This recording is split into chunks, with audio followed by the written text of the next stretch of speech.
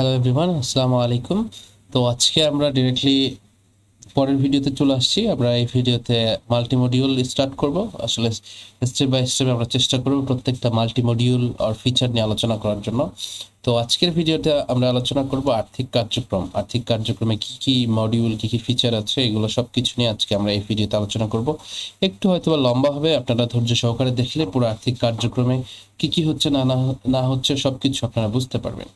তো যাই হোক, আমরা আর্থিক কার্যক্রম যে মডিউলটা আছে, ফিচারটা আছে, অর্থাৎ সেটা আমরা ওপেন করেছি এবং আমরা দেখতে পাচ্ছি এখানে বিলিং খরচ, কন্ট্রো এন্ট্রি, মূলধন ব্যবস্থাপনা, সিকিউরিটি ডিপোজিট এবং সাধারণ খতিয়ান, এগুলো সব কিছু আমরা এখানে দেখতে পাচ্ছি। মূলত এটা সবার ক্ষেত্রে থাকবে না, এটা ডিপেন্ড করে আপনি কোন প্ল্যান ইউজ করছেন আমাদের সফটওয়্যারের।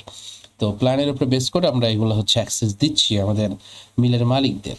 তো আমরা যেহেতু সর্বোচ্চ প্ল্যান ইউজ করছি, তো আমরা এগুলো পেয়েছি। তো আমরা এক এক করে সব কিছু নিয়ে আলোচনা করি। প্রথমে বিলিং এবং খরচ। বিলিং এবং খরচে গেলে আমরা আমাদের মিলের যত রকমের বিলিং আছে আমরা এখান থেকে এটা হচ্ছে মেনটেন করতে পারি। তো আমরা যদি চাই, আপনারা দেখতে পাচ্ছেন যে এখান থেকে আমরা নতুন বিল তৈরি করতে পারি। এবং আমরা যদি প্রথমত এই পেজটা নিয়ে আলোচনা করি, তাহলে দেখতে পাবেন যে আমাদের এই পাতাতে, অর্থাৎ যে এই এই যে পৃষ্ঠাতে যতগুলা বিলিং আছে, ওই বিলিংয়ে হচ্ছে মোট কতগুলো খরচ, কত টাকা খরচ হয়েছে সেটা দেখাবে এবং কতগুলো ট্রানজ্যাকশন হয়েছে সব এখানে দেখাবে। যেহেতু বিলিং এগুলো সব হচ্ছে নগদ টাকার কার্যক্রম, তো সব আমরা এখানে দেখতে পারবো। এবং আমরা চাইলে এখানে খুঁজতেও পারবো, বিভিন্ন সার্চ করে, ক্যাটাগরি, বিবরণ ইত্যাদি দিয়ে সার্চ করে আমরা এখান থেকে খুঁজতে পারবো। এবং আমরা যদি চাই এখান থেকে যে আমাদের যত পেমেন্ট মেথড আছে, অর্থাৎ সেই পেমেন্ট মেথড দিয়েও আমরা এখান থেকে ফিল্টার করতে পারি এবং তারিখ দিয়েও করতে পারি। যদি আমরা চাই যে কোনো একটা সার্টেন ডেটের মধ্যে আমরা বিলগুলোকে দেখতে চাই, তাহলে এখান থেকে আমরা স্টার্ট এবং এন্ড ডেট দিয়ে আমরা চেক করতে পারি। এবং আমরা যদি অ্যাডভান্স ক্যাটাগরিতে যাই, তাহলে দেখতে পাবো যে আমাদের বর্তমানে যে যে ক্যাটাগরির বিল এখানে শো করছে সেগুলো এখানে সব চেক করা আছে। আমরা যদি চাই শুধুমাত্র দেখতে যে বিদ্যুৎ বিল কত আছে আর অন্য কোনো খরচ অর্থাৎ দেখতে চাচ্ছি না, শুধুমাত্র বিদ্যুৎ বিল যে খরচটা আছে এটা কত হয়েছে, তাহলে শুধুমাত্র বিদ্যুৎ বিলটাকে সিলেক্ট করে আমরা ক্যাটাগরি ফিল্টার প্রয়োগ করে চাপ দিব। তাহলে শুধুমাত্র কেবলমাত্র আপনার হচ্ছে বিদ্যুৎ বিলের যে খরচগুলো আছে সব এখানে শো করবে। যেহেতু আমাদের কোনো খরচ নাই, তো সেক্ষেত্রে আমাদের বিদ্যুৎ বিলের জন্য কিছু দেখাচ্ছে না। যদি আমরা আপ্যায়ন খরচটি দেখি, শুধুমাত্র আপ্যায়ন খরচটা যদি থাকে তাহলে সেটা এখানে লোড হবে।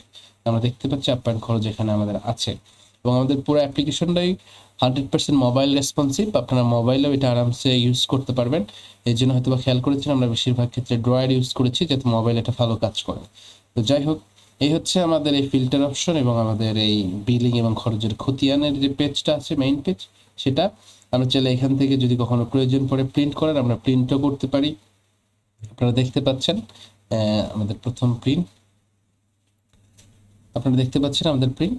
আমরা হচ্ছে এখান থেকে বিলগুলোকে প্রিন্ট করেও দিতে পারি যদি আমাদের কখনো প্রয়োজন পড়ে। আপনারা দেখতে পাচ্ছেন প্রয়োজনীয় সকল তথ্য নিয়ে আমাদের ইনভয়েসটাকে এখানে ওপেন হয়েছে। এবং আমরা বলছিলাম একটু আগে যে আগের ভিডিওতে যে স্লোগানগুলো কোথায় ইউজ হচ্ছে, স্লোগান ইউজ হচ্ছে এই জায়গাতে, এই জায়গায় স্লোগান ইউজ হচ্ছে। এবং এই নাম্বারটা ইউজ হচ্ছে, এটা হচ্ছে যখন আপনি মিলের নাম্বার দিয়েছিলেন অ্যাকাউন্ট করার সময়, সেই মিলের নাম্বারটা এখানে মিল মালিকের নাম্বার হিসেবে ব্যবহার হবে। যদি নাম্বার না দেন তাহলে আপনারা হচ্ছে মূলত এটা মনে হয় রিকোয়ার্ড ফিল, এটা দিতেই হবে। যদি না দেন তাহলে মিল মালিকের যে অ্যাকাউন্ট আছে, ওই যে নাম্বার দেওয়া আছে ওই নাম্বারটা এখানে শো করবে। ম্যানেজার অ্যাড করলে ম্যানেজারগুলো এখানে শো করতে থাকবে। মিল মালিক এবং ম্যানেজারের নাম্বারটা আমরা হচ্ছে এখানে আপাতত শো করছি ইনভয়েসে। ওকে, আপনারা যখন ম্যানেজার ক্রিয়েট করবেন যেভাবে আমি দেখিয়েছি, তখন ম্যানেজারের নাম্বারটা এখানে আর কি অটোমেটিক্যালি শো করবে ইনভয়েসের মধ্যে। এবং ঠিকানা, মিলের ঠিকানা এখানে শো করছে, মিলের নাম এবং স্বত্বাধিকারী অর্থাৎ মিলের মালিক যে, সেটা এখানে শো করছে। দেখতে পাচ্ছেন এখানে মিলের মালিক আশিক মাহমুদ, এই জন্য আশিক মাহমুদ শো করছে এবং প্রয়োজনীয় তথ্য ইত্যাদি ইত্যাদি আমরা এখানে দেখতে পাচ্ছি। তো এই হচ্ছে আমাদের ওভারঅল বিলিং। তো আমরা যদি চাই নতুন একটা বিল এখান থেকে এন্ট্রি করতে পারি। আমরা দেখতে পাচ্ছি সবগুলো খরচ এখানে আছে, খরচের ক্যাটাগরি। আমরা অলরেডি আগের ভিডিওতে দেখিয়েছি আমরা কাস্টম খরচ অ্যাড করতে পারি। আমরা মিল সেটআপে যদি যাই, তাহলে এই যে এখান থেকে আমরা নতুন একটা খরচ অ্যাড করতে পারি। আপনার যদি মনে থাকে, আমরা এখান থেকে নতুন একটা খরচ আমরা অ্যাড করব। ধরেন আমরা একটা খরচ অ্যাড করছি যে ছোট মিলের লেবার খরচ, ওকে, এবং এখানে একটা আমরা সিস্টেম স্ল্যাগ দিয়ে দিব।